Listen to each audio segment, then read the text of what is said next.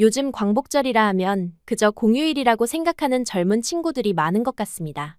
그런데 조금만 생각해보면 그리 멀지 않은 과거더라고요. 우리 할아버지 세대의 노력과 희생이 만들어낸 결과로 지금 우리들이 자유를 누리고 있지만 점점 그 희생이 잊혀져 가는 것 같아 조금 씁쓸합니다. 오늘 이야기의 주인공은 속도 위반으로 한국에 시집온 체코의 여성입니다. 그녀는 한국의 광복절의 의미를 알게 된 뒤로 8월 15일만 되면 그렇게 하염없이 눈물을 흘린다고 합니다. 요즘 한국 사람들도 광복절엔 놀러가기 바쁜데 이 체코 여성은 왜 이렇게 오열하는 걸까요? 한번 들어보시죠. 구독과 좋아요는 감동 블라썸 영상 제작에 큰 힘이 됩니다. 안녕하세요. 제 이름은 안나입니다. 1997년 프라하의 봄바람이 지나간 자리에서 태어났습니다. 둘째이자 늦둥이 막내라는 꼬리표를 달고 세상에 나왔을 때 이미 저희 가족은 오랜 상처를 간직하고 있었어요. 1968년 프라하의 봄이라 불리는 그날, 저의 할아버지는 군사 개입에 맞서 거리로 나갔다가 돌아오지 못했습니다. 그날의 진실을 알기까지 오랜 시간이 걸렸어요. 우리 집 벽에 걸린 흑백 사진 속 할아버지의 모습은 늘 의문과 경애로 가득했습니다. 안나, 너의 할아버지는 영웅이었단다. 할머니는 종종 저에게 이렇게 속삭이셨어요. 하지만 아버지 앞에서는 결코 그런 말씀을 하지 않으셨습니다. 아버지에게 할아버지의 부재는 여전히 아물지 않은 상처였던 것 같아요. 10살 남짓한 나이에 집안의 가장이 된 아버지는 그날부터 웃음보다 책임감이 먼저인 사람이 되었습니다. 어릴 적 저는 고모와 삼촌들로부터 아버지 이야기를 자주 들었어요. 어린 나이에 형제자매의 기둥이 되어 가족을 지켜낸 이야기, 학교와 아르바이트를 병행하며 생활비를 벌었던 이야기들이었습니다. 그때마다 저는 우리 아버지가 얼마나 대단한 사람인지 가슴 뿌듯했어요. 그 엄격함조차 자랑스러웠습니다.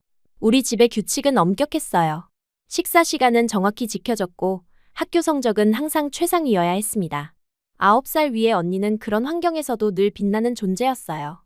좋은 직장에 다니며 한 달에 한 번은 반드시 가족 모임에 참석했습니다. 그리고 아버지가 한마디만 하면 즉시 고개를 숙이는 완벽한 첫째 딸이었어요. 안나, 너도 언니처럼 되어야 한다. 이 말은 제가 가장 많이 들었던 그리고 가장 숨이 막혔던 말입니다. 저는 제 삶을 살고 싶었어요. 다른 친구들처럼 방과 후에 놀고 싶었고 좋아하는 음악을 크게 틀고 싶었습니다. 하지만 집안의 침묵 속에서 그런 작은 자유조차 꿈꾸기 어려웠어요.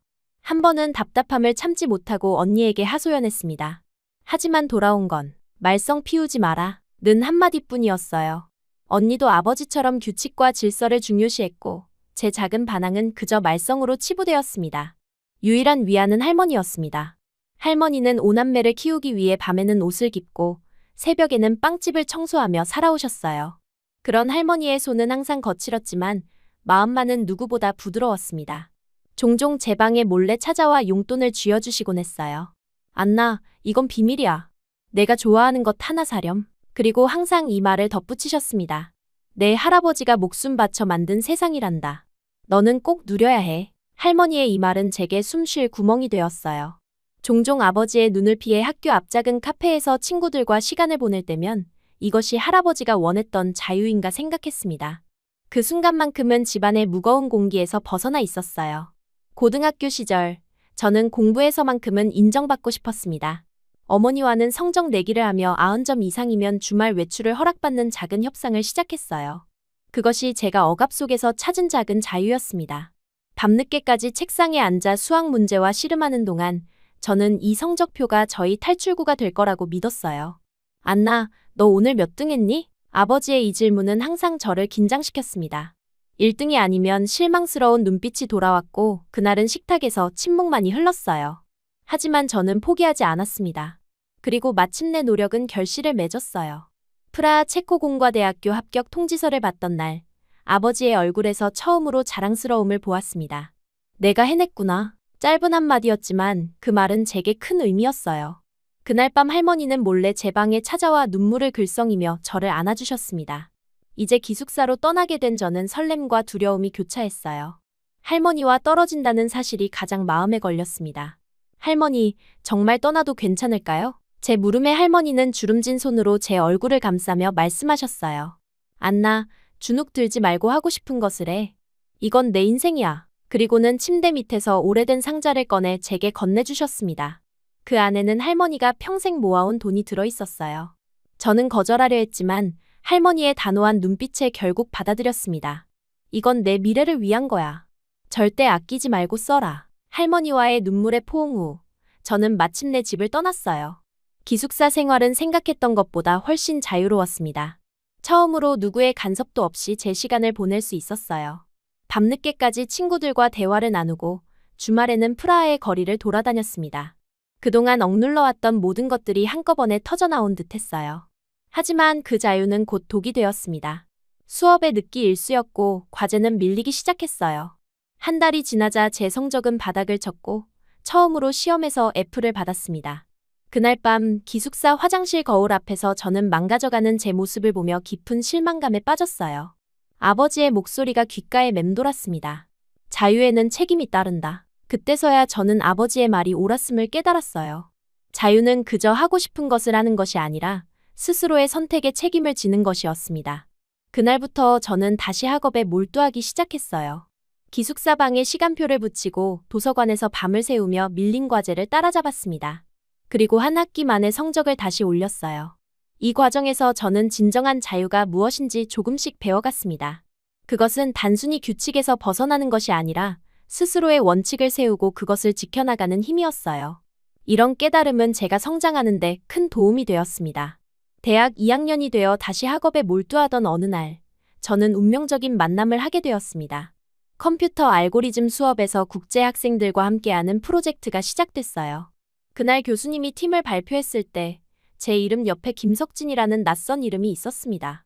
처음엔 단순히 한국에서 온 교환학생이라는 정도만 알았어요. 팀 첫 미팅 날 그는 정확히 약속 시간 10분 전에 도착해 있었습니다. 깔끔한 셔츠에 노트북을 꺼내놓고 무언가를 열심히 타이핑하고 있었어요. 그의 첫인상은 진중하면서도 따뜻했습니다. 자기소개를 할 때 그는 서툰 체코어로 안녕하세요. 저는 한국에서 온 김석진입니다. 라고 말했어요. 그 순간부터 저는 그의 노력에 호감을 느꼈습니다. 우리 팀의 과제는 음성인식 알고리즘을 개발하는 것이었어요. 석진은 첫날부터 놀라운 리더십을 보여주었습니다. 다른 팀원들이 어떤 분야에 강점이 있는지 파악하고 각자의 역할을 효율적으로 분배했어요. 강압적이지 않으면서도 프로젝트를 체계적으로 이끄는 모습에서 저는 묘하게 아버지의 그림자를 보았습니다. 하지만 석진은 달랐어요. 그는 의견을 존중했고 실수를 탓하지 않았습니다. 프로젝트가 진행될수록 저희는 자연스럽게 가까워졌어요.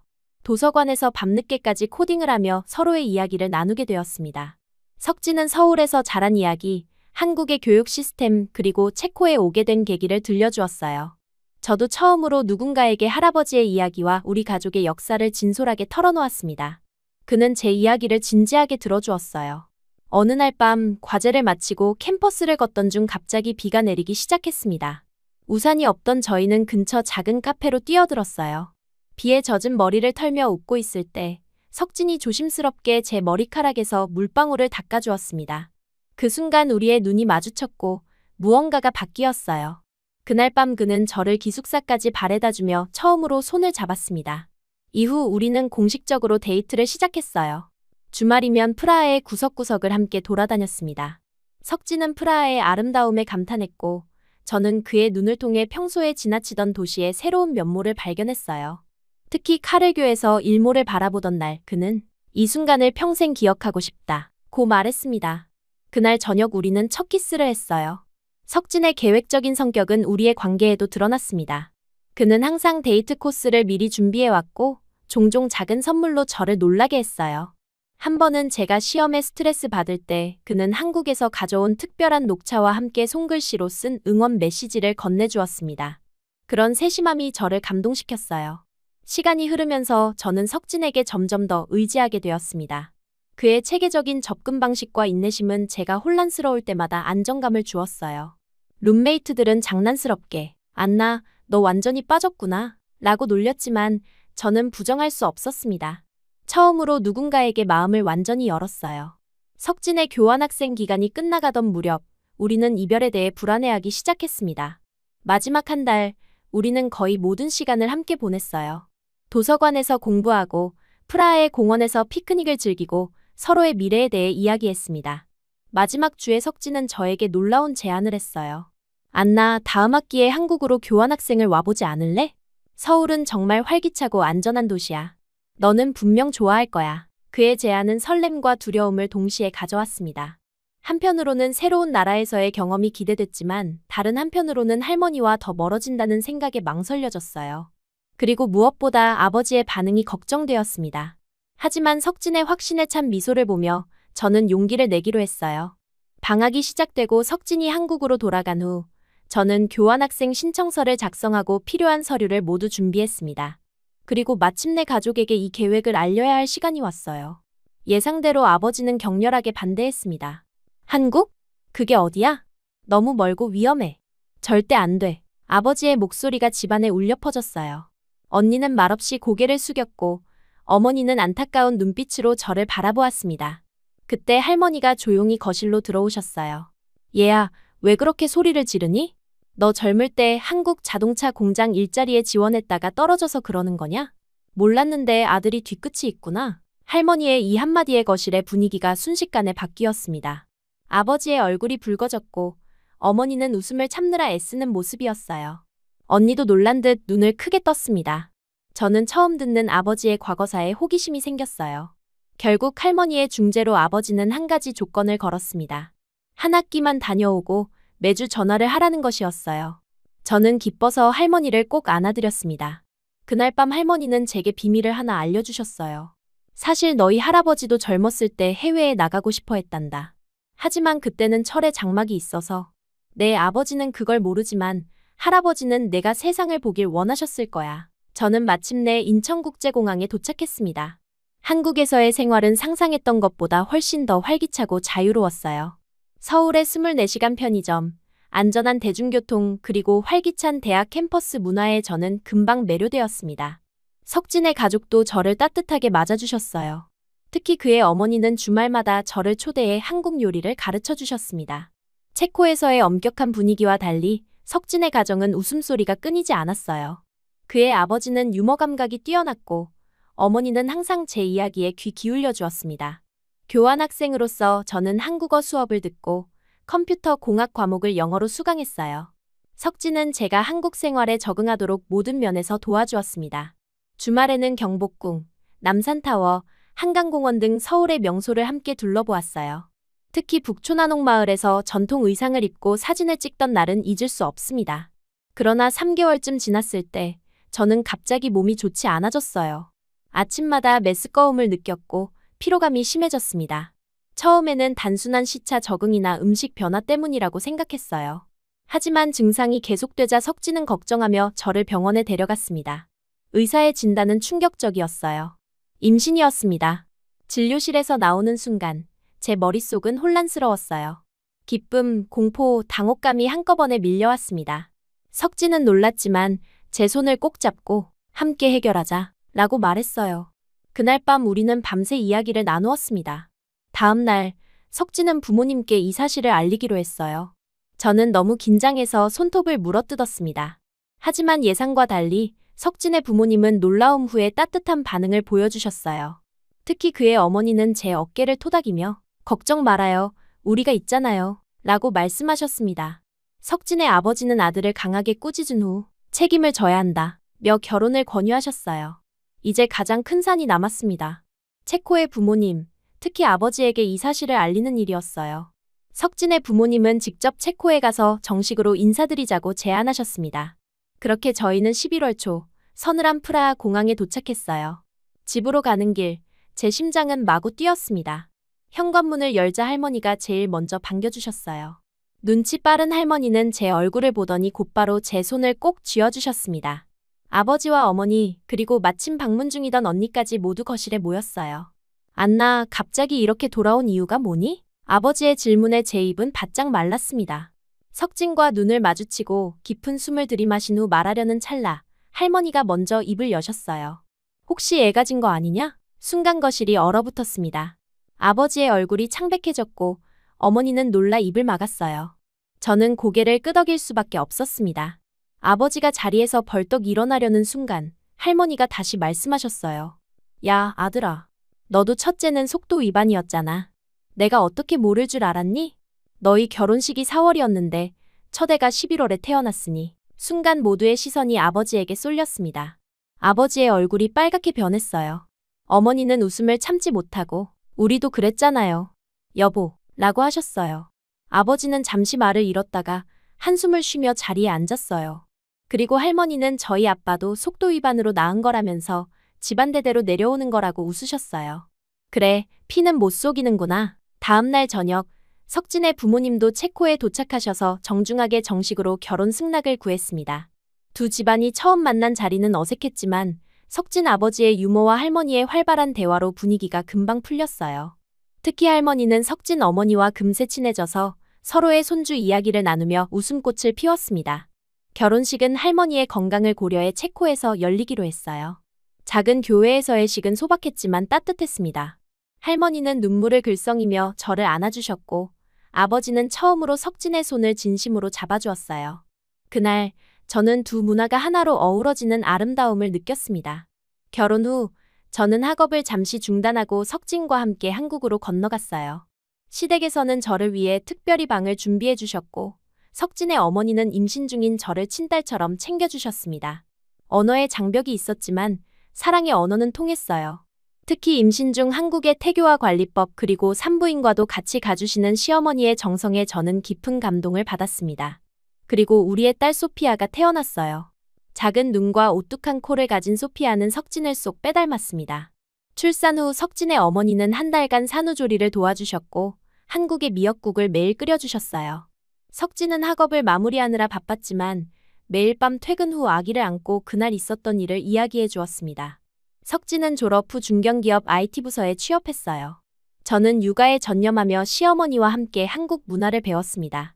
가끔은 체코가 그립기도 했지만 화상통화로 할머니와 부모님께 소피아의 성장 모습을 보여드릴 수 있어 위안이 되었어요. 특히 할머니는 화면 속 소피아를 보며 늘 할아버지를 닮았구나 라고 말씀하셨습니다. 한국에서의 생활이 어느덧 익숙해지고 있을 무렵이었습니다. 소피아가 태어난 반년이 지났고 저는 시어머니 덕에 완전히 회복한 몸으로 육아에 적응해가고 있었어요. 8월의 어느 날 집안에서 특별한 분위기가 느껴졌습니다. 평일인데도 시어머니와 시아버지 그리고 석진도 출근도 하지 않고 늦잠을 잤습니다. 육아의 회복에 정신없던 저는 한국의 공휴일도 잘 모르고 있었어요. 수육을 하시는 시어머니와 오늘은 가볍게 가족끼리 반주라도 하자고 하시는 시아버지에게 오늘 특별한 날인가요? 제가 조심스레 물었어요. 시어머니는 미소를 지으며 오늘이 광복절이라고 설명해 주셨습니다. 일본의 식민 지배에서 해방된 것을 기념하는 날이라고요. 저는 궁금증이 생겨 식탁에 앉아 더 자세한 이야기를 들었어요. 시아버지는 본인의 아버지, 즉 석진의 할아버지가 일제강점기 시절 독립운동에 참여했던 이야기를 들려주셨습니다. 비록 큰 역할은 아니었지만 독립군에게 식량과 의약품을 전달하는 연락책으로 활동하셨다고 해요. 그 이야기를 듣는 순간 제 머릿속에 할아버지의 모습이 떠올랐습니다. 체코의 프라하의 봄에서 자유를 위해 거리로 나갔던 제 할아버지, 그리고 그 뒤 홀로 5남매를 키워낸 할머니의 고단했던 삶이 생각났어요. 갑자기 가슴이 먹먹해졌습니다. 어쩌면 이렇게 역사의 아픔이 대양을 건너 닮아있을까 하는 생각에 눈시울이 뜨거워졌어요. 시어머니가 건네주신 소주 몇 잔을 마시고 나니 그동안 쌓아두었던 감정이 한꺼번에 터져나왔습니다. 저는 시부모님 앞에서 대성통곡을 하고 말았어요. 체코의 할아버지가 자유를 위해 목숨을 바친 이야기, 젊은 나이에 홀로 남은 할머니가 정부의 감시와 차별 속에서도 5아이를 키워낸 고된 세월, 그리고 그 시간이 제 아버지를 얼마나 단단하고 엄격한 사람으로 만들었는지를 흐느끼며 말했습니다. 우리 할머니, 평생 밤에는 옷을 깁고 새벽에는 빵집 청소를 하셨어요. 지금도 손가락 몇 개를 잘 펴지도 못하시는데 그래도 항상 저보곤 세상을 다 누리고 다니라고만 웃으셨어요. 말을 이어가기도 힘들 정도로 저는 울었어요. 시어머니는 제 등을 토닥이며 저를 진정시켰고 시아버지는 조용히 고개를 끄덕이셨습니다. 석진은 제 손을 꼭 잡아주었어요. 그날 이후 광복절은 저에게 특별한 의미를 갖게 되었어요. 단순한 한국의 공휴일이 아니라 자유를 위해 희생한 모든 이들을 기억하는 날이 되었습니다. 특히 할아버지와 할머니의 희생을 되새기는 날이 되었어요. 소피아가 첫 돌을 맞은 후 석진의 회사 생활도 안정되었습니다. 저는 틈틈이 온라인으로 체코 대학의 수업을 듣기 시작했어요. 시어머니가 소피아를 봐주시는 몇 시간 동안 저는 공부에 집중할 수 있었습니다. 한국어도 꾸준히 배워 이제는 간단한 대화가 가능해졌어요. 석진 부모님과의 대화도 더 깊어졌고 시장에서 혼자 장을 보는 것도 가능해졌습니다. 그렇게 한국에 적응하고 있던 어느 날, 체코에서 걱정스러운 전화가 왔어요. 언니의 목소리가 평소와 달리 떨렸습니다. 할머니가 갑자기 건강이 악화되어 걷기가 힘들어지셨다는 소식이었어요.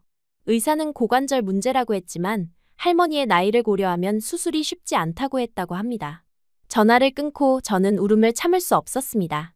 저녁 식사 시간, 저는 석진과 시부모님께 상황을 설명했어요. 마음이 무거웠지만 아이가 어리고 석진의 일도 바빠서 당장 체코에 가기는 어려웠습니다. 그런데 시어머니의 제안이 저를 놀라게 했어요. 할머니를 한국으로 모셔올 수는 없을까? 여기서 치료를 받으시면 어떨까? 시아버지도 동의하셨고 석진도 흔쾌히 찬성했습니다. 저는 감동했지만 할머니의 나이와 긴 비행 시간을 생각하면 현실적으로 어렵다고 생각했어요. 그래도 희망을 갖고 체코로 전화를 걸었습니다. 예상대로 할머니는 그런 먼 곳까지 가서 패 끼치기 싫다며 거절하셨어요. 아버지도 할머니의 건강 상태로는 무리라고 판단했습니다. 제 마음은 찢어질 듯했어요. 소피아를 안고 있으면서도 머릿속은 온통 할머니 생각뿐이었습니다. 한국에서의 행복한 생활과 할머니에 대한 걱정 사이에서 제 마음은 갈등했어요. 그런 제 모습을 본 시어머니는 하루는 제게 진지하게 말씀하셨습니다. 안나야, 우리랑 같이 가서 할머니 보고 가능하면 잠깐이라도 모셔오자. 이 제안에 저는 눈물이 났어요. 그러나 여전히 석진의 일과 경제적 부담이 걱정되었습니다. 그때 언니에게서 뜻밖의 전화가 왔어요. 언니는 아버지랑 함께 도울 방법을 찾고 계셨어요. 내가 그렇게 좋은 시댁을 만났으니 우리도 뭔가 해야지. 아버지의 이 말은 제게 큰 의미였습니다. 엄격하기만 했던 아버지가 처음으로 제 삶의 선택을 인정하고 도움을 주려는 모습에 감동했어요. 시부모님도 석진은 일 때문에 못 가더라도 저와 소피아의 체코 방문을 서둘러 준비해 주셨습니다. 그렇게 시부모님, 소피아 그리고 저는 체코행 비행기에 몸을 실었습니다. 15시간의 긴 비행 동안 시어머니는 소피아를 번갈아 안아주셨고 시아버지는 체코어 몇 마디를 열심히 외우셨어요. 프라하 공항에 도착하자 언니와 아버지가 손을 흔들며 우리를 맞이했습니다. 아버지는 평소와 달리 정장을 차려입고 긴장한 표정이었어요. 하지만 소피아를 보자마자 표정이 풀어지며 조심스레 손녀를 품에 안았습니다. 언니는 유창한 영어로 시부모님께 인사드리며 준비해온 꽃다발을 건넸어요. 차로 1시간을 달려 집에 도착했을 때 이웃들이 창문 너머로 호기심 어린 시선을 보냈습니다. 우리 동네의 동양인 방문객은 처음이었을 테니까요. 집 안에는 할머니가 침대에 누워 계셨지만 문이 열리는 소리에 고개를 돌리셨어요. 소피아와 시부모님을 보자 할머니의 주름진 얼굴에 눈물이 흘러내렸습니다. 안녕하세요, 할머니. 아직 정정하시네요. 시어머니의 서툰 체코어의 할머니는 미소를 지으셨습니다. 제가 통역을 했지만 사실 말이 없어도 서로의 마음은 충분히 전해졌어요. 저희가 온다고 했더니 집안은 마치 축제 준비를 한 것처럼 많은 게 준비되어 있었습니다. 어머니는 특별히 체코 전통 음식을 준비하셨고 아버지는 오래된 와인 한 병을 꺼내오셨어요. 통역하느라 바쁘고 형식적인 대화였지만 너무 가슴 따뜻한 순간들이었습니다. 저녁 식사 자리에서 시부모님은 할머니에게 조심스럽게 제안을 하셨습니다. 할머니, 잠깐이라도 한국에서 치료를 받으시면 어떨까요? 우리나라에는 관절 치료에 효과적인 한의학이 있어요. 석진이 이모가 유명한 한의사인데 분명 도움이 될 거예요. 제가 이 말을 통역하자 할머니는 처음에는 고개를 저으셨어요. 하지만 소피아가 할머니 무릎에 올라가 사랑스럽게 볼을 비비며 웃는 모습을 보시더니 할머니의 단단했던 마음이 조금씩 녹아내리기 시작했습니다. 할머니의 눈빛이 달라지는 것을 느낄 수 있었어요. 그렇게 할머니를 설득해 저희는 한국행 비행기에 올랐어요. 긴 비행 시간 동안 할머니는 놀라울 정도로 평온하셨습니다. 기내식을 드시며 이렇게 공짜로 다른 나라 음식도 맛보고 라며 웃으셨어요. 인천공항에 도착하자 석진과 시부모님이 환한 미소로 맞이해 주셨습니다. 시어머니는 석진이 준비해온 휠체어에 할머니를 모시고 집으로 향했어요. 할머니를 위해 시부모님 댁에 1층 손님방이 준비되어 있었습니다. 방 안에는 체코 국기 색상의 이불과 할머니가 좋아하실 만한 작은 소품들로 꾸며져 있었어요. 할머니는 그 정성에 감동하셨고 저는 다시 한번 시부모님의 따뜻함에 눈시울이 붉어졌습니다. 다음 날부터 할머니의 치료가 시작되었어요. 석진의 이모가 운영하는 한의원에서 침 치료와 뜸 그리고 한약 처방을 받으셨습니다. 처음에는 낯선 치료법에 할머니가 걱정하셨지만 일주일이 지나자 놀라운 변화가 있었어요. 통증이 줄어들고 지팡이를 짚고 짧은 거리를 걸을 수 있게 되셨습니다. 안나, 이게 마법인가? 아님 미래의 의학인가? 할머니의 이 말에 우리 모두 웃음을 터뜨렸어요. 할머니의 건강이 호전되자 시아버지는 한국 여행 계획을 세우셨습니다. 경복궁, 남산타워 그리고 인사동 등 서울의 명소를 할머니와 함께 방문했어요. 할머니는 특히 한복을 입고 찍은 사진에 큰 기쁨을 느끼셨습니다. 휴대폰으로 그 사진을 체코해 아버지에게 보내며 자랑하셨어요. 주말에는 석진의 가족들이 모여 할머니를 위한 특별한 식사를 준비했습니다. 시어머니는 할머니가 좋아하실 만한 부드러운 음식들을 정성껏 만드셨어요. 할머니는 처음 맛보는 한국 음식에 감탄하시며 특히 된장찌개를 가장 좋아하셨습니다. 식사 중에 할머니는 갑자기 눈시울을 붉히셨어요. 내 남편이 살아있었다면 얼마나 좋아했을까. 그 사람도 여행을 꿈꿨는데. 할머니의 이 말에 모두 조용해졌습니다. 시아버지가 소주를 따라 할머니께 건네드렸어요. 할머니는 한 모금 마시고 미소 지으셨습니다. 죽은 남편과 손주 덕에 이렇게 다른 나라까지 와보네. 인생은 참 알 수 없구나. 그날 밤, 저는 할머니와 함께 오랜 시간 이야기를 나눴습니다. 할머니는 젊은 시절의 이야기, 할아버지와의 추억 그리고 프라하의 봄 당시의 생생한 기억들을 들려주셨어요. 저는 그동안 들어보지 못했던 가족의 역사를 더 깊이 이해하게 되었습니다. 할머니는 마지막에 제 손을 꼭 잡으며 말씀하셨어요. 안나, 내가 여기서 행복해 보여서 나도 기쁘구나. 내 할아버지의 꿈이 이루어진 것 같아. 한국에서의 한 달이 빠르게 지나갔습니다. 할머니의 건강은 놀랍게 호전되어 이제는 짧은 산책도 가능해지셨어요. 시부모님과 할머니 사이의 정도 깊어져 언어는 통하지 않아도 마음으로 대화하는 모습이 감동적이었습니다. 특히 시어머니와 할머니는 소피아를 함께 돌보며 특별한 유대감을 형성했어요. 할머니의 귀국날 공항에서 할머니는 시부모님을 꼭 안아주셨습니다. 말로 표현할 수 없는 감사함이 그 포옹에 담겨 있었어요. 시어머니는 할머니에게 작은 선물 상자를 건네셨습니다. 그 안에는 한국 전통 매듭과 함께 가족 사진이 담긴 액자가 있었어요. 할머니는 그 선물을 가슴에 품고 눈물을 훔치셨습니다. 그리고 시부모님의 배려로 다시 체코에 잠시 다녀올 수 있었어요. 비행기 안에서 할머니는 창밖을 바라보며 말씀하셨어요. 안나, 내가 이렇게 비행기를 타고 다른 나라를 가볼 줄 누가 알았겠니? 인생은 참 신기한 거야. 그 말씀에 저도 고개를 끄덕였습니다. 체코로 돌아가는 비행기 안에서 할머니는 평온한 표정으로 잠이 드셨어요. 저는 그 모습을 보며 이번 여행이 할머니에게도 그리고 우리 가족 모두에게도 특별한 선물이었음을 느꼈습니다. 체코로 돌아온 뒤 할머니는 한국에서의 추억을 자주 이야기하셨습니다.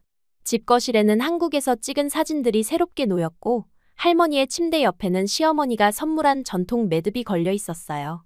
아버지도 할머니의 달라진 모습에 놀라워했습니다. 한국에서의 치료 덕분인지 할머니의 건강은 한동안 좋아 보였어요. 저는 다시 한국으로 돌아왔지만 매일 화상통화로 할머니와 연락을 주고받았습니다. 그렇게 괜찮을 줄 알았는데 다시 광복절이 돌아오기 한 달 전 언니에게서 급한 전화가 왔어요. 할머니의 상태가 갑자기 나빠졌다는 소식이었습니다. 의사는 고령으로 인한 전반적인 신체 기능 저하라고 했지만 정확한 원인은 알 수 없다고 했어요. 저는 당장 체코행 비행기를 예약했습니다. 석진은 일 때문에 함께 가기 어려웠지만 시어머니가 기꺼이 소피아를 돌봐주겠다고 하셨어요. 저는 무거운 마음으로 체코의 병원으로 향했습니다.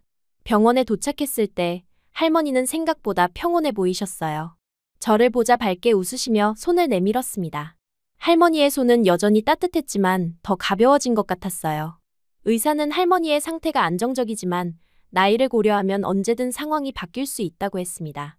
저는 가능한 한 많은 시간을 병실에서 보내기로 했어요. 할머니는 병상에서도 여전히 이야기꾼이셨습니다.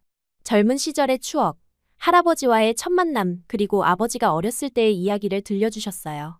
때로는 프라하의 봄 당시의 기억을 더 생생하게 들려주기도 했습니다. 그동안 들어보지 못했던 이야기들이 많았어요. 할머니는 한국에서의 경험도 자주 언급하셨습니다. 그 나라는 참 신기했어. 모든 게 빠르고 편리했지. 그리고 사람들이 정이 많았어. 할머니는 특히 시어머니와의 추억을 자주 이야기하셨어요. 언어는 통하지 않아도 손짓과 눈빛으로 마음을 나눌 수 있었다고 하셨습니다. 할머니는 한국의 치료법이 신기했다고, 침을 맞을 때 처음엔 무서웠지만 곧 편안함을 느꼈다고 회상하셨어요. 7월의 마지막 주, 할머니의 상태는 점점 약해졌습니다. 말씀도 줄어들고 대부분의 시간을 주무셨어요. 저는 할머니의 손을 잡고 한국에서의 일상, 소피아의 성장 그리고 석진과의 생활을 이야기해드렸습니다. 때로는 소피아와 시어머니가 보낸 영상을 보여드리기도 했어요. 할머니는 화면을 보며 미소 지으셨습니다. 8월 10일 아침, 할머니는 갑자기 또렷한 정신으로 깨어나셨어요.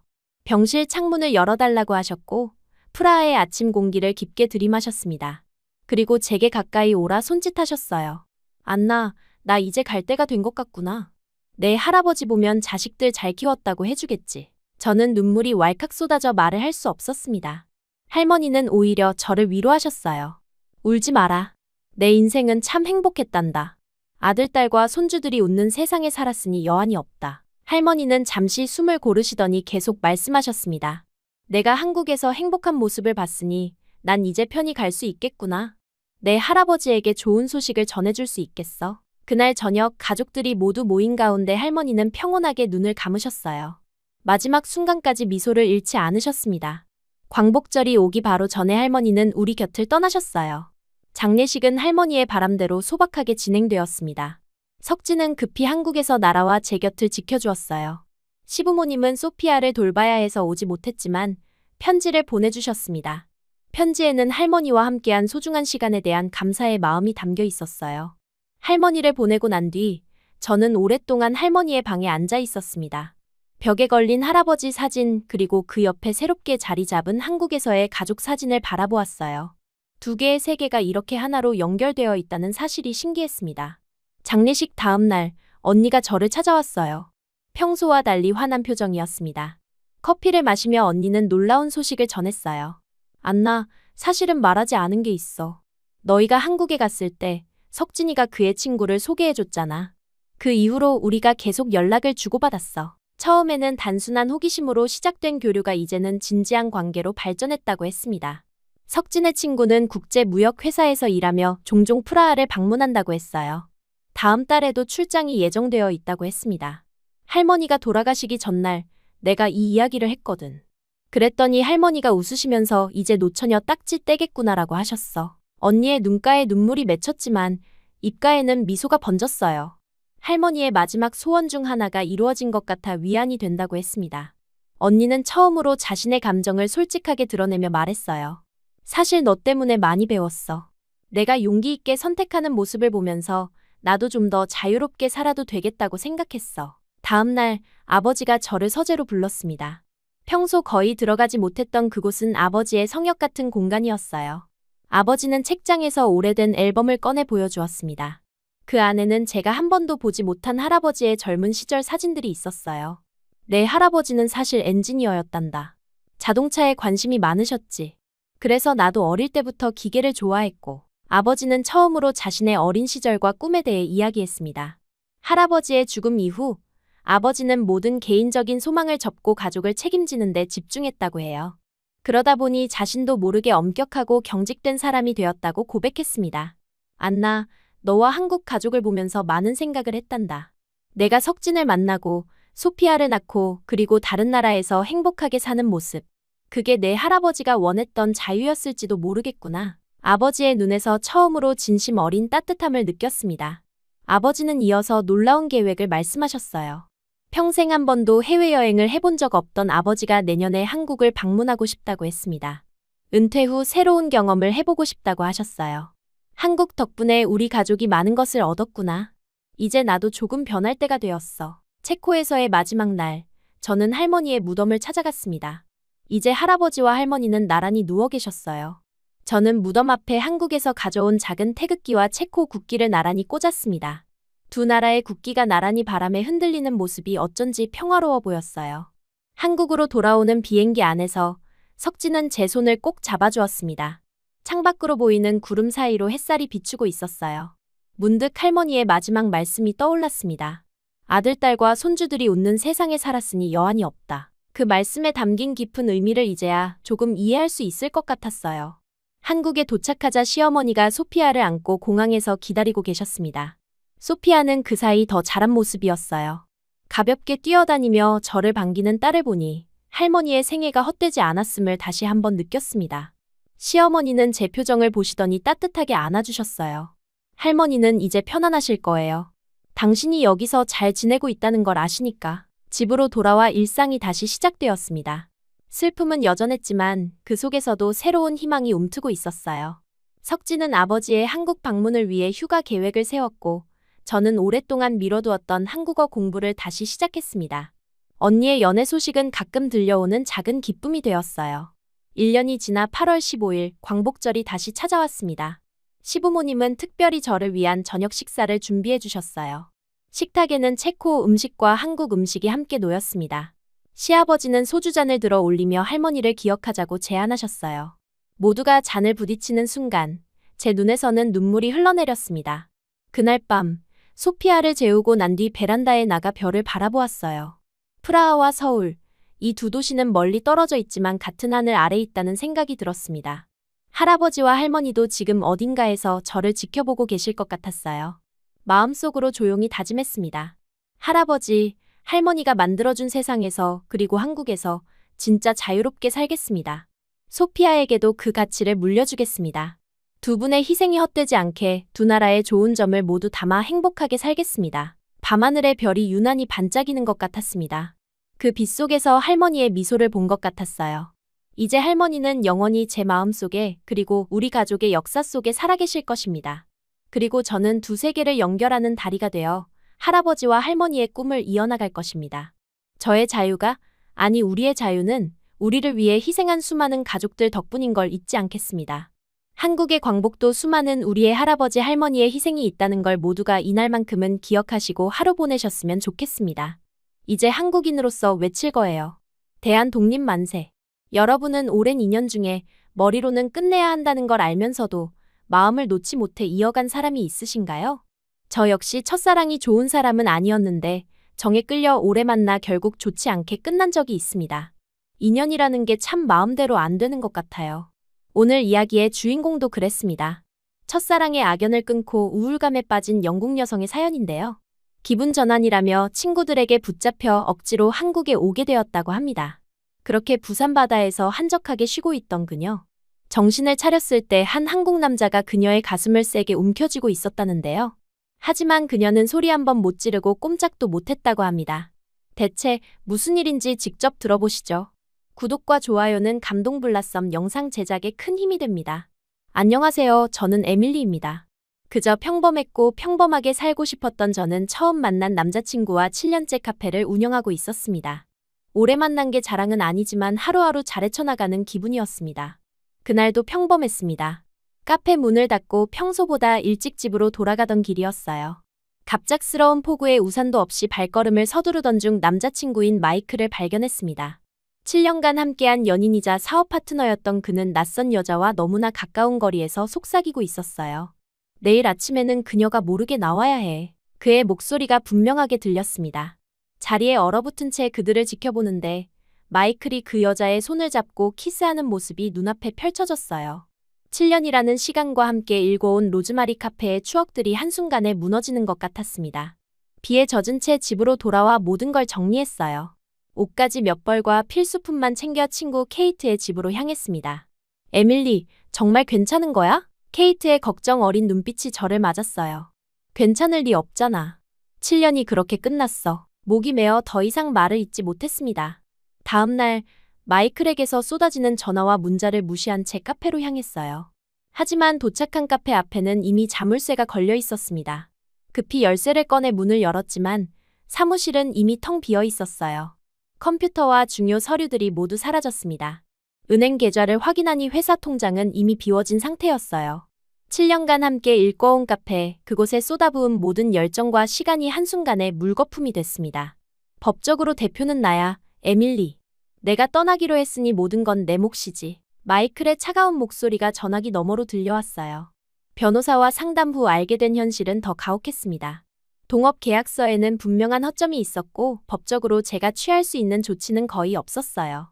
하루아침에 연인도, 일도, 집도 모두 잃은 상태로 32의 나이에 백수가 되었습니다. 우울한 날들이 이어지는 동안 케이트는 제 곁을 지켜주었어요. 그녀의 소파에서 얹혀 살며 무기력하게 하루하루를 보내던 어느 날, 케이트가 오랜만에 모인 친구들과 함께 제 앞에 나타났습니다. 에밀리, 이렇게 무너져 있을 거야? 너 여행 가야 해. 대학 시절부터 친구였던 소피가 말했어요. 정확히 말하면 우리가 여행을 가야 해. 케이트가 웃으며 덧붙였습니다. 소피, 케이트 그리고 헤일리. 대학 시절부터 함께했던 친구들이었지만 마이클과 사귀면서 자연스레 소원해졌던 관계였어요. 그들은 이미 여행 계획을 세워놓은 듯 했습니다. 제 마음속에는 조용하고 평화로운 일본 여행에 대한 로망이 있었어요. 교토의 고즈넉한 사찰과 도쿄의 현대적인 모습이 공존하는 일본은 제 상처를 치유해줄 것 같았습니다. 일본은 비싸기만 하고 볼 게 없어. 우리 모두가 흥미롭게 즐길 만한 곳이 아니야. 소피가 제 생각을 읽기라도 한 듯 말했어요. 우리가 추천하는 곳은 바로 한국. 헤일리가 흥분된 목소리로 외쳤습니다. 한국? 왜 하필? 반신반의하는 제 표정에 세 명이 일제히 말을 쏟아냈어요. 한류 열풍이 대단하대. K-팝, 한식, 한국 드라마. 볼거리도 많고 활기차. 서울은 쇼핑 천국이라고. 스킨케어 제품도 엄청나게 좋다더라. 무엇보다 새로운 경험이 필요한 너에게 딱이야. 마이클과는 전혀 다른 세계. 결국 마지못해 동의했지만 속으로는 여전히 일본을 그리워했습니다. 하지만 오랜만에 친구들과 함께하는 여행이라는 사실만으로도 가슴이 조금씩 가벼워지는 것을 느꼈어요. 짐을 꾸리는 내내 과연 이 여행이 제 상처를 치유해줄 수 있을지 의문이었습니다. 인천공항에 도착한 첫 느낌은 압도적이었어요. 거대하고 현대적인 공항의 모습에 놀랐습니다. 서울로 향하는 공항철도를 타면서 창밖으로 보이는 도시의 모습은 예상과 달리 굉장히 현대적이고 세련됐어요. 번쩍이는 네온사인과 높은 빌딩들, 어디서나 보이는 화려한 간판들이 눈길을 사로잡았습니다. 이거 봐, 에밀리. 내가 말했지? 서울은 정말 현대적이고 활기차. 케이트가 흥분한 목소리로 말했어요. 명동의 호텔에 짐을 풀고 첫날은 주변 구경으로 시간을 보냈습니다. 거리는 쇼핑하는 사람들로 북적였고 길거리 음식 냄새가 코를 자극했어요. 특히 인상적이었던 것은 어디를 가든 와이파이가 완벽하게 터진다는 점이었습니다. 런던에서는 상상할 수 없는 속도였어요. 내일은 경복궁과 북촌 한옥마을을 가볼까? 헤일리가 제안했지만 소피와 케이트는 고개를 저었습니다. 아니, 우리 계획이 바뀌었어. 내일은 부산으로 가자. 소피가 갑자기 말했어요. 부산? 갑자기 무슨 소리야? 놀라서 물었습니다. 서울도 좋지만 지금은 바다가 필요해. 해운대 해변이 정말 아름답대. 거기서 일광욕도 하고 마음의 여유를 찾자. 케이트가 설명했어요.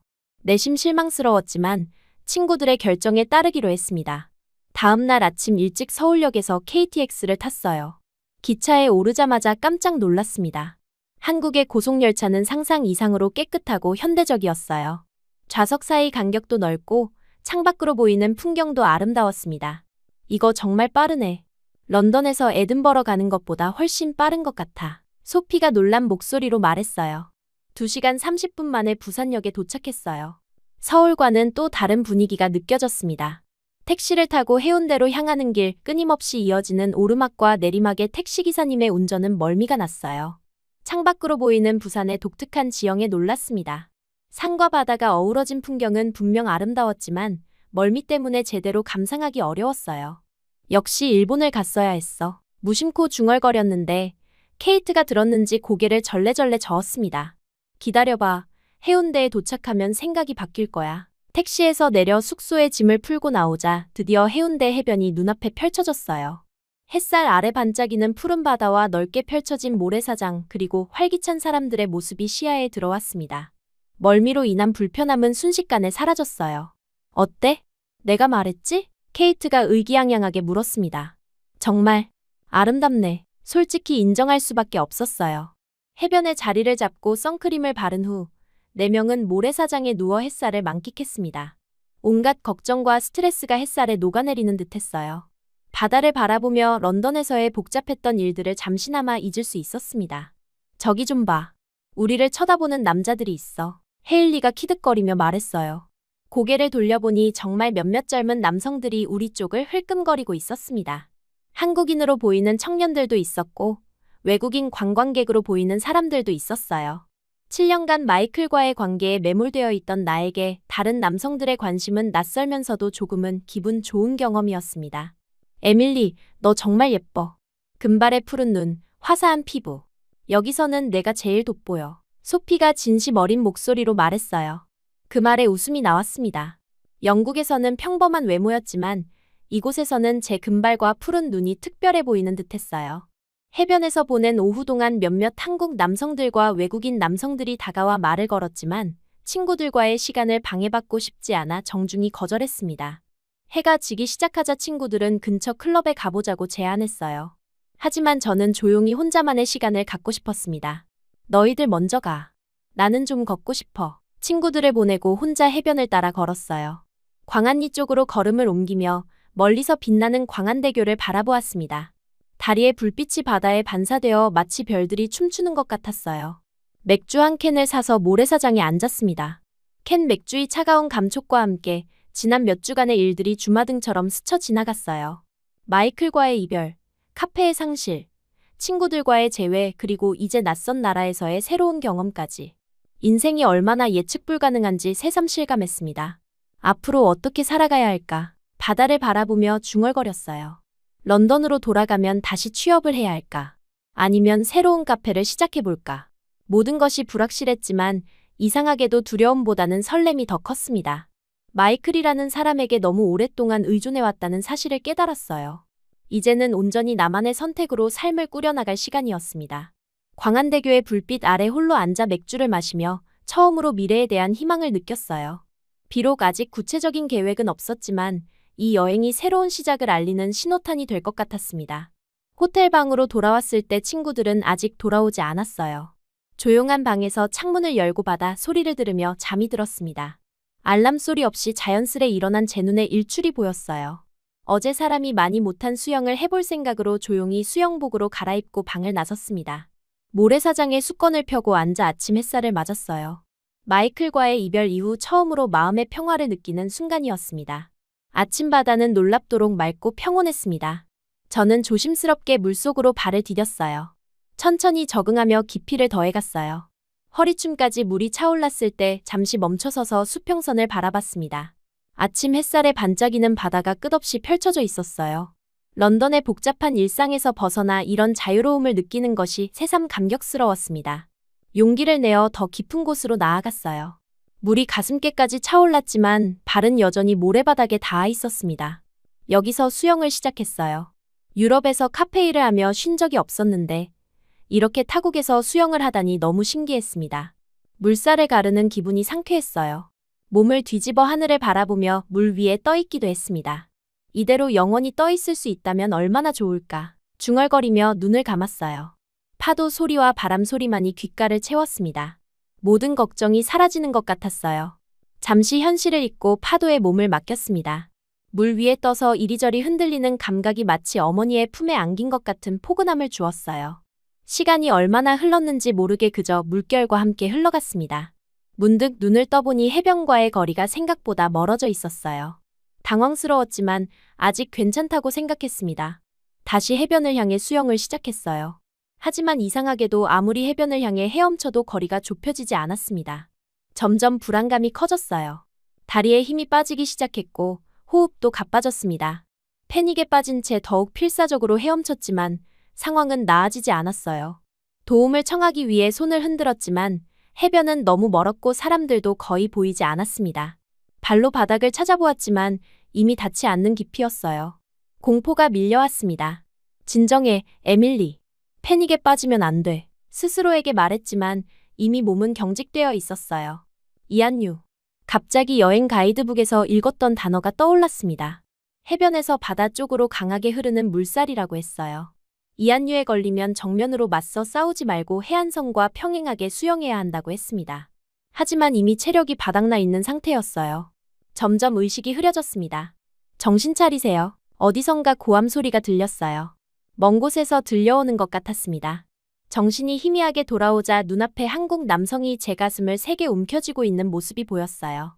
순간 공포감에 소리를 지르려 했지만 목구멍에서 바닷물이 거세게 올라왔습니다. 숨도 제대로 쉬기 전에 갈비뼈를 관통하는 듯한 날카로운 통증이 전신을 강타했어요. 비명을 지르려 했으나 목소리 대신 거친 기침만 터져나왔습니다. 주변이 흐릿하게 보이는 가운데 그의 손이 다시 제 가슴을 향해 내려오는 것이 보였어요. 심장이 터질 듯한 고통 속에서 간신히 의식을 붙잡았습니다. 괜찮으세요? 의식이 돌아왔나요? 남자가 영어로 물었어요. 대답하려 했지만 목이 아파 말이 나오지 않았습니다. 그저 고개만 끄덕였어요. 주변을 둘러보니 많은 사람들이 원을 그리며 서 있었습니다. 모두 놀란 표정이었어요. 멀리서 사이렌 소리가 들려왔습니다. 구급차가 곧 도착할 거예요. 조금만 더 참으세요. 남자가 안심시키듯 말했어요. 몸을 일으키려 했지만 갑자기 가슴에 날카로운 통증이 느껴졌습니다. 신음소리가 절로 나왔어요. 남자는 당황한 듯 했습니다. 움직이지 마세요. 제가 심폐소생술을 하는 과정에서 조금 세게 눌렀을 수도 있어요. 그가 미안한 표정으로 말했어요. 구급차가 도착했고 구급대원들이 신속하게 제게 다가왔습니다. 산소 마스크를 씌우고 들것에 실었어요. 구급차에 오르기 전 그 남자를 다시 보았습니다. 그는 여전히 걱정스러운 표정이었어요. 고맙다는 말을 하고 싶었지만 여전히 목소리가 나오지 않았습니다. 그저 손을 약하게 들어 인사를 대신했어요. 남자가 구급대원과 대화를 하곤 구급차 안에서 남자는 제 옆에 앉아 있었어요. 그제서야 그의 모습을 제대로 볼 수 있었습니다. 키가 큰 편이었고 갈색 머리에 선한 인상이었어요. 나이는 30 중반쯤 되어 보였습니다. 전 우진이라고 해요. 아침 달리기를 하다가 우연히 당신이 물에 빠진 걸 봤어요. 그가 자신을 소개했어요. 고개를 끄덕이는 것이 고작이었습니다. 병원에 도착하자 빠르게 응급실로 이동했어요. 의사들이 여러 검사를 진행했고 우진은 대기실에서 기다렸습니다. 1시간쯤 지났을까 의사가 진단 결과를 알려주었어요. 다행히 큰 문제는 없습니다. 하지만 갈비뼈에 작은 실금이 갔어요. 심폐소생술 과정에서 생긴 것 같습니다. 의사가 영어로 말했어요. 죄송합니다. 제가 너무 세게 눌렀나 봐요. 우진이 미안한 표정으로 말했습니다. 아니에요. 오히려 잘하신 겁니다. 환자분의 가슴 크기 때문에 보통보다 더 깊게 눌러야 효과적인 심폐소생이 가능했을 거예요. 덕분에 목숨을 건지셨습니다. 의사가 전문적인 어조로 말했어요. 그 말에 얼굴이 붉어졌지만 감사함이 더 컸습니다. 우진은 여전히 미안한 표정이었어요. 겨우 목소리가 돌아왔고 처음으로 말을 꺼냈습니다. 정말 감사해요. 당신이 없었다면 지금 이 자리에 없었을 거예요. 진심을 담아 말했어요. 아니에요. 누구라도 그렇게 했을 거예요. 우진이 겸손하게 대답했습니다. 의사는 하루 정도 병원에서 지켜보는 것이 좋겠다고 했어요. 친구들에게 연락해야 했지만 휴대폰은 호텔 방에 두고 왔습니다. 우진이 자신의 휴대폰을 빌려주었어요.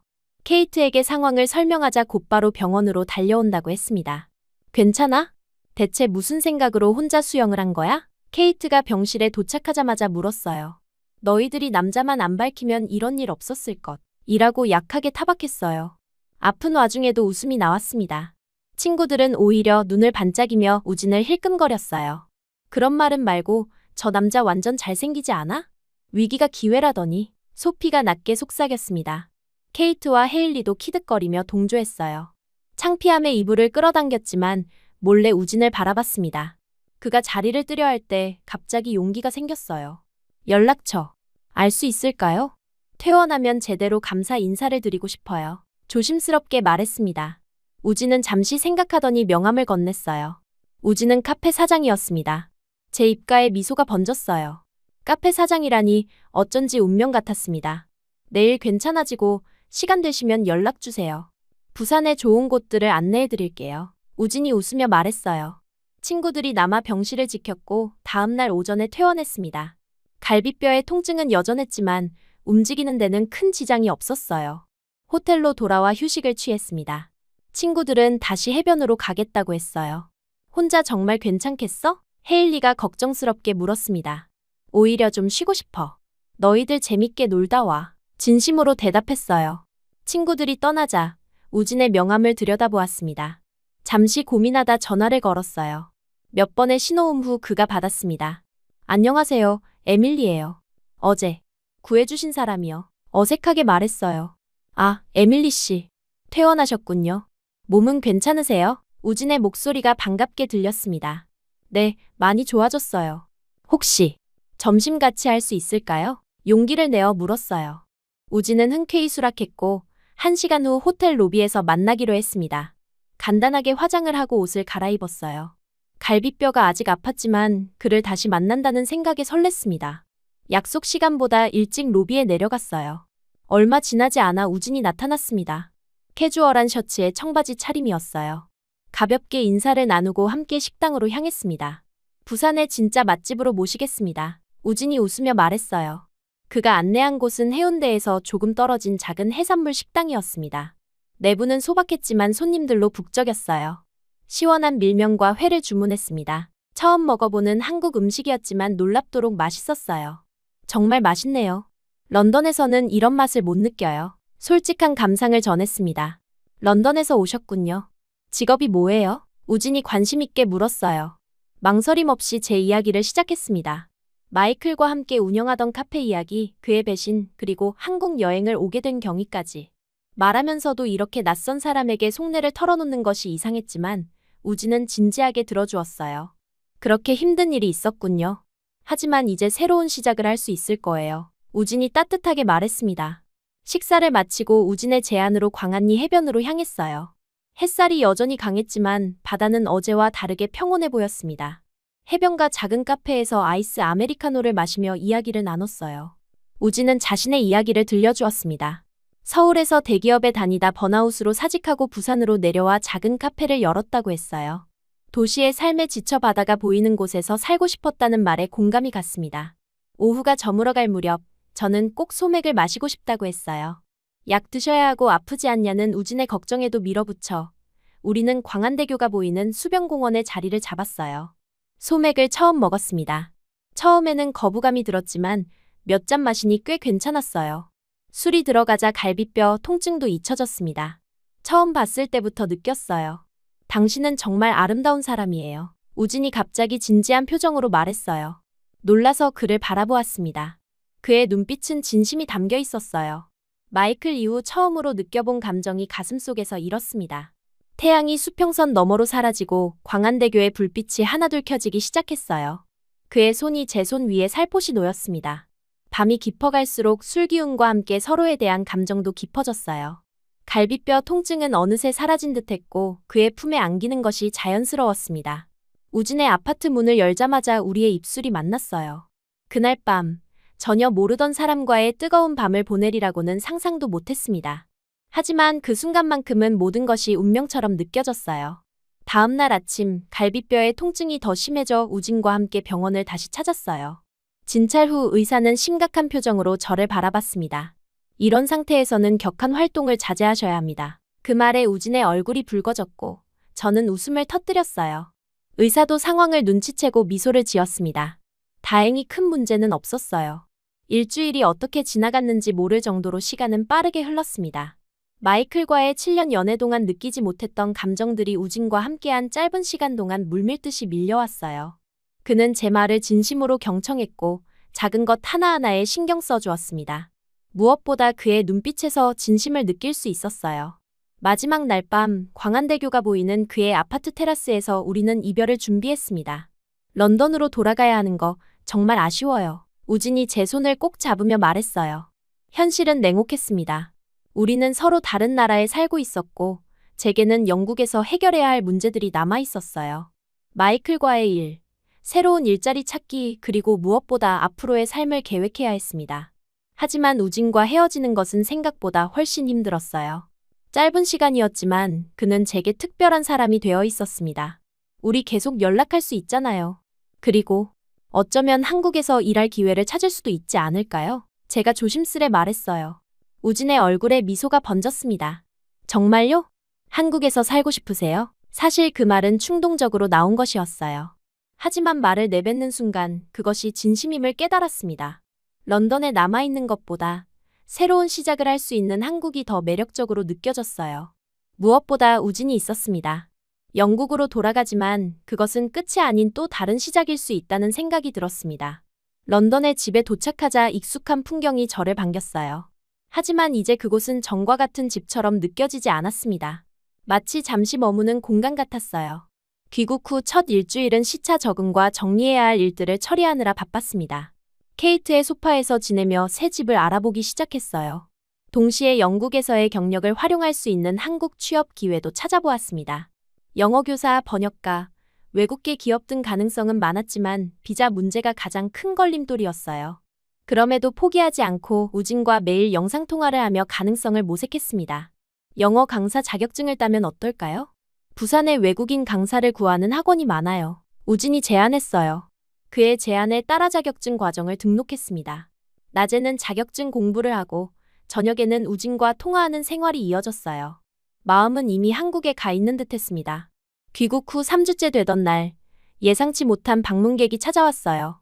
케이트의 집 초인종이 울렸고 문을 열자 마이클이 서 있었습니다. 7년간 매일 보던 얼굴이었지만 이제는 낯설게 느껴졌어요. 그의 눈은 피곤해 보였고 평소보다 훨씬 수척해 보였습니다. 에밀리, 얘기 좀 할 수 있을까? 그가 조심스럽게 물었어요. 케이트는 제게 눈짓을 보내며 자기 방으로 들어갔습니다. 마이클을 거실로 안내했지만 마음은 불안했어요. 그가 무슨 말을 하러 왔는지 짐작이 갔습니다. 카페가 무너지고 있어. 내가 없는 동안 매출이 반 이상 줄었어. 그가 한숨을 쉬며 말했어요. 마이클은 처음으로 진심 어린 사과를 했습니다. 바람을 피운 것, 제 지분을 빼앗은 것, 모든 것에 대해 미안하다고 했어요. 하지만 그의 진짜 목적은 명확했습니다. 그는 제가 다시 카페로 돌아오기를 바랐어요. 우리 다시 시작할 수 있잖아, 에밀리. 7년이야. 7년을 그냥 버릴 수는 없어. 그의 목소리에는 절박함이 묻어 있었습니다. 잠시 침묵이 흘렀어요. 한 달 전이었다면 어땠을까요? 아마도 흔들렸을지도 모릅니다. 하지만 지금의 저는 달랐어요. 부산에서의 경험, 그리고 우진과의 만남이 저를 변화시켰습니다. 미안해, 마이클. 돌아갈 수 없어. 단호하게 말했어요. 그의 얼굴이 굳어졌습니다. 적어도 사업 파트너로만이라도. 내 이름으로 된 계약들이 많아. 내가 없으면 정말 어려워. 다시 한번 고개를 저었어요. 그것도 안 돼. 내 인생을 새로 시작하고 싶어. 마이클의 표정이 순식간에 변했습니다. 애원하던 눈빛은 사라지고 분노가 그 자리를 대신했어요. 다른 남자 생겼지? 그렇지? 누구야? 제 침묵이 그의 의심을 확신으로 바꾸었습니다. 그는 갑자기 일어서서 거실을 왔다 갔다 하기 시작했어요. 그의 행동이 점점 위협적으로 느껴졌습니다. 마이클이 화를 내는 모습은 전에도 봤지만 이렇게까지 격앙된 적은 없었어요. 내가 얼마나 널 사랑했는데 이렇게 쉽게 다른 남자한테 가냐? 그의 목소리가 점점 커졌습니다. 케이트가 방에서 나와 상황을 살폈어요. 마이클을 진정시키려 했지만 그는 더욱 흥분했습니다. 결국 그가 화분을 바닥에 던지는 순간 케이트가 경찰을 부르겠다고 위협했어요. 마이클은 마지못해 떠났지만 마지막 말이 불안감을 남겼습니다. 이대로 끝나지 않을 거야, 에밀리. 그날 밤 우진과의 통화에서 마이클의 방문에 대해 이야기했어요. 우진은 걱정스러운 목소리로 제가 안전한지 물었습니다. 그의 따뜻한 관심이 마음을 편안하게 해주었어요. 하지만 마이클의 위협은 현실이 되었습니다. 다음 날부터 그는 끊임없이 전화와 문자를 보내기 시작했어요. 처음에는 무시했지만 점점 그 내용이 위협적으로 변해갔습니다. 내 새 남자친구가 어디 사는지 알아내고 말 거야. 내가 다시 내 곁으로 돌아올 때까지 포기하지 않을 거야. 결국 그의 번호를 차단했지만 그는 다른 번호로 계속 연락해왔어요. 상황이 심각해져 경찰에 신고했습니다. 스토킹으로 신고를 접수했지만 경찰은 그가 실제로 위해를 가하지 않는 한 적극적인 조치를 취할 수 없다고 했어요. 불안감이 커져 결국 휴대폰을 꺼버렸습니다. 며칠 동안 우진과 연락이 끊겼어요. 이메일로 상황을 설명하려 했지만 그 사이 우진은 걱정하고 있을 터였습니다.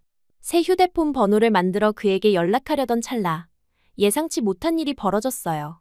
그날 밤 케이트는 친구들과의 약속으로 집을 비웠습니다. 혼자 TV를 보고 있는데 갑자기 현관문 두드리는 소리가 들렸어요. 시계를 보니 밤 10시가 넘은 시간이었습니다. 불안한 마음에 문구멍으로 밖을 살폈어요. 놀랍게도 그곳에는 우진이 서 있었습니다. 믿기지 않는 마음으로 문을 열었어요. 우진? 어떻게 여기에? 그는 지친 얼굴이었지만 미소를 지었습니다. 연락이 안 돼서 걱정됐어요. 그래서 직접 찾아왔어요. 그가 어떻게 제 주소를 알았는지 물었더니 병원에서 보호자 서류를 작성할 때 찍어뒀다고 해요. 한국에서는 여성에게 함부로 접촉하면 성희롱으로 신고될 수 있어 조심한다면서 혹시 모를 상황에 대비해 서류를 찍어둔 것이라고 했습니다. 솔직히 말하면 차였을 거라고 생각도 했어요. 하지만 그렇더라도 직접 듣고 싶었어요. 그의 솔직한 말에 가슴이 뭉클했습니다. 우진을 안으로 초대해 차를 대접했어요. 그동안 있었던 일, 마이클의 위협적인 행동 그리고 경찰에 신고한 것까지 모두 이야기했습니다. 우진은 진지하게 듣고 있었어요. 대화를 나누는 동안 그가 저를 얼마나 걱정했는지 느낄 수 있었습니다. 그런데 갑자기 현관문이 요란하게 두드려졌어요. 누군가가 문을 발로 차는 소리가 들렸습니다. 에밀리, 문 열어. 누구랑 있는지 알아. 마이클의 목소리였어요. 우진과 저는 서로를 바라봤습니다. 그의 눈에서 걱정과 함께 결연한 의지가 보였어요. 제가 나가서 대화해 볼게요. 제가 만류했지만 우진은 침착하게 문을 향해 걸어갔습니다. 문을 열자 마이클이 분노한 얼굴로 서 있었어요. 그는 분명 술에 취해 있었습니다. 넌 누구야? 에밀리의 새 남자친구. 마이클이 우진을 위아래로 훑어보며 비웃었어요. 우진은 침착하게 대답했습니다. 진정하시고 대화로 해결합시다. 에밀리 씨가 원치 않는 만남은 강요할 수 없어요. 마이클은 그의 말을 듣지 않고 우진을 밀치며 안으로 들어오려 했어요. 우진이 그를 막자 마이클은 주먹을 휘둘렀습니다. 우진은 몇 차례 공격을 피하며 상황을 진정시키려 했어요. 하지만 마이클의 폭언과 위협이 계속되자 결국 우진은 그를 제압했습니다. 마이클을 바닥에 눕히고 팔을 뒤로 꺾은 채 고정시켰어요. 그 순간 저는 이미 경찰에 전화를 걸어 상황을 설명하고 있었습니다. 마이클은 제압당한 상태에서도 계속해서 위협을 내뱉었어요. 넌 망했어. 폭행으로 고소할 거야. 하지만 경찰이 도착했을 때 이미 전화 통화로 상황을 실시간 전달했기 때문에 그들은 마이클의 주장을 믿지 않았습니다. 더구나 케이트가 귀가하면서 마이클의 이전 위협적 행동을 증언했어요. 결국 마이클은 주거침입과 협박 혐의로 체포되었습니다. 경찰이 마이클을 데리고 간 후 우진은 제게 다가와 안아주었어요. 그의 품 안에서 그동안 쌓였던 긴장과 불안이 눈물로 쏟아져 나왔습니다. 이제야 진정한 의미의 해방감을 느꼈어요. 마이클이라는 과거의 그림자에서 완전히 벗어난 것 같았습니다. 이제 괜찮아요. 끝났어요. 우진의 따뜻한 목소리가 귓가에 울렸어요. 그날 밤 우리는 많은 이야기를 나눴습니다. 미래에 대한 이야기, 우리의 가능성에 대한 이야기였어요. 우진은 제게 놀라운 제안을 했습니다. 제 카페에서 일해보는 건 어때요? 원래는 커피 좋아하는 거였죠? 그의 제안은 현실적이면서도 매력적이었습니다. 영국에서의 삶을 정리하고 한국에서 새로운 시작을 한다는 것은 두렵지만 그와 함께라면 가능할 것 같았어요. 마이클과의 관계에서 잃어버렸던 자신감과 용기가 우진을 통해 다시 돌아오는 것을 느꼈습니다. 한국에서의 삶이 쉽지만은 않을 거예요. 문화 차이도 있고. 하지만 제가 항상 곁에서 도울게요. 우진의 말에 미소가 지어졌어요. 그날 밤 케이트의 소파에 나란히 앉아 우리의 미래를 그리며 새로운 삶이 시작되고 있음을 느꼈습니다. 마이클 사건 이후 영국에서의 삶을 정리하는데 한 달이 걸렸어요. 제가 진행하던 카페 계약을 전부 해약하고 소지품을 정리하고 필요한 서류들을 준비하는 과정이 생각보다 복잡했습니다. 우진은 그 사이 한국으로 돌아가 취업비자 발급을 위한 모든 준비를 해두었어요. 케이트와 소피, 헤일리는 제 결정에 놀라면서도 진심으로 축하해 주었습니다. 한국에 도착한 날, 우진은 김해공항에서 꽃다발을 들고 기다리고 있었습니다. 그를 보는 순간 모든 결정이 옳았다는 확신이 들었어요. 우진의 아파트는 광안리 해변이 보이는 작은 원룸이었습니다. 비록 좁았지만 창문 너머로 보이는 바다 전망은 그 어떤 런던의 고급 아파트보다 아름다웠어요. 처음 한 달은 적응하느라 정신없이 지나갔습니다. 우진의 카페는 해운대와 광안리 중간쯤에 위치한 아담한 공간이었어요. 저는 커피를 내리고 외국인 고객 응대를 맡았습니다. 영국식 애프터눈 티 세트를 메뉴에 추가하자 외국인 관광객들의 발길이 늘어났어요. 한국어를 배우는 것이 가장 어려웠어요. 하지만 우진과 카페 직원들의 도움으로 기본적인 대화는 할 수 있게 되었습니다. 가장 먼저 외운 문장은 죄송합니다. 영어로 말씀해 주시겠어요? 였어요. 이 한 문장으로 많은 곤란한 상황을 모면할 수 있었습니다. 취업비자로 1년을 지내는 동안 우진과의 관계는 더욱 깊어졌어요. 우리는 서로의 문화적 차이를 이해하려 노력했습니다. 저는 영국의 개인주의적 성향을 조금씩 내려놓았고 우진은 한국의 빨리빨리 문화와 집단주의적 사고를 설명해 주었어요. 때로는 오해도 있었지만 그럴 때마다 대화로 풀어나갔습니다. 비자 만료가 3개월 앞으로 다가왔을 때 우진이 해운대 해변에서 특별한 저녁 식사에 저를 초대했어요. 촛불이 켜진 테이블, 와인 한 병 그리고 긴장한 듯한 우진의 표정이 무언가 특별한 일이 있을 것임을 예고했습니다. 식사를 마치고 디저트를 기다리는 동안 우진이 주머니에서 작은 상자를 꺼냈어요. 한국에는 취집이라는 말이 있어요. 직장을 구한다는 취직과 비슷하지만 결혼을 통해 안정을 찾는다는 의미죠. 에밀리, 내 아내로 취직하시겠어요? 그의 독특한 청혼에 웃음이 나왔지만 동시에 눈물도 났습니다. 상자 안에는 심플한 다이아몬드 반지가 있었어요. 망설임 없이 네, 라고 대답했습니다. 이제 한국은 단순한 머무는 곳이 아닌 제 진정한 집이 될 것이었어요. 결혼 준비 과정에서 가장 걱정된 것은 우진의 부모님을 만나는 일이었습니다. 우진은 부모님이 보수적이시기도 하지만 이해심이 많다고 했어요. 처음 만남에서 저는 한국어로 인사를 준비했고 영국에서 가져온 선물도 정성껏 포장했습니다. 하지만 예상과 달리 시부모님은 오히려 서먹해하며 조심스러워했어요. 외국인 며느리를 맞이할 준비가 안 되신 것 같아요. 돌아오는 길에 우진이 미안해하며 말했습니다. 하지만 시간이 지날수록 관계는 조금씩 나아졌어요. 특히 시어머니께서 제 영국식 스콘을 맛보신 후로는 요리를 가르쳐달라고 하시기도 했습니다. 시아버지는 여전히 말씀이 적으셨지만 가끔 영국 축구에 대해 물어보시며 대화에 물꼬를 트셨어요. 서로 다른 문화를 인정하고 존중하는 과정이 필요했습니다. 결혼식은 양가에 정말 가까운 사람들만 불러 진행했어요. 친구들은 특별 휴가를 내어 참석해 주었고, 너의 삶은 마치 동화 같아 라고 소피가 부러움을 표현했을 때 그 말이 진심으로 와닿았습니다. 결혼 후 우리는 광안리가 내려다 보이는 더 넓은 아파트로 이사했어요. 새 집의 창문에서 바라본 광안대교의 야경은 여전히 제 마음을 설레게 했습니다. 생소했던 한국 생활도 이제는 익숙해졌고, 카페는 점점 더 많은 단골 손님으로 북적였어요. 결혼 1년 후 우리 사이에 작은 생명이 찾아왔어요. 임신 소식에 우진은 눈물을 글썽이며 기뻐했습니다.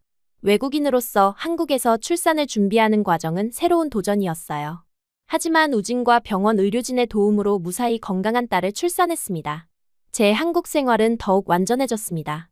때때로 영국이 그리울 때면 친구들과 화상통화를 하거나 직접 만든 스콘을 먹으며 향수를 달랬어요. 하지만 광안리 해변을 걷거나 우진과 함께 딸 안고 일몰을 바라볼 때면 이곳이 바로 제가 있어야 할 곳임을 느꼈습니다. 한국 생활 3년째, 저는 이제 기본적인 한국어 대화가 가능해졌고 김치찌개도 맛있게 끓일 수 있게 되었어요. 시부모님과의 관계도 점점 자연스러워져 한 달에 한 번은 함께 식사를 했습니다. 딸이 할아버지, 할머니와 놀 때면 언어와 문화의 장벽은 완전히 사라지는 것 같았어요. 종종 해운대 해변을 혼자 걸으며 그날의 사고를 떠올리곤 합니다. 위기의 순간이 제 인생을 완전히 바꿔놓았다는 사실이 신기했어요. 만약 그날 아침 일찍 일어나지 않았다면, 수영을 하지 않았다면, 혹은 우진이 그곳에 없었다면 지금의 제 삶은 존재하지 않았을 테니까요. 이제는 낭만 있게 술을 마실 수 없는 수변공원을 종종 지나가면서 우진과의 첫날을 떠올리기도 합니다. 한국에서 지내다 보면 한국어는 아직도 어려운 게 많고 영국의 가족이 그리울 때도 있어요. 그러나 우진의 따뜻한 미소와 우리 공주님 웃음소리, 그리고 매일 아침 창문으로 들어오는 부산의 햇살이 모든 어려움을 이겨낼 수 있게 해줍니다. 매일 하루가 아무 일 없이 평탄하고 무난한 게 얼마나 행복한지 느끼고 있습니다. 오늘도 무탄한 하루 되세요.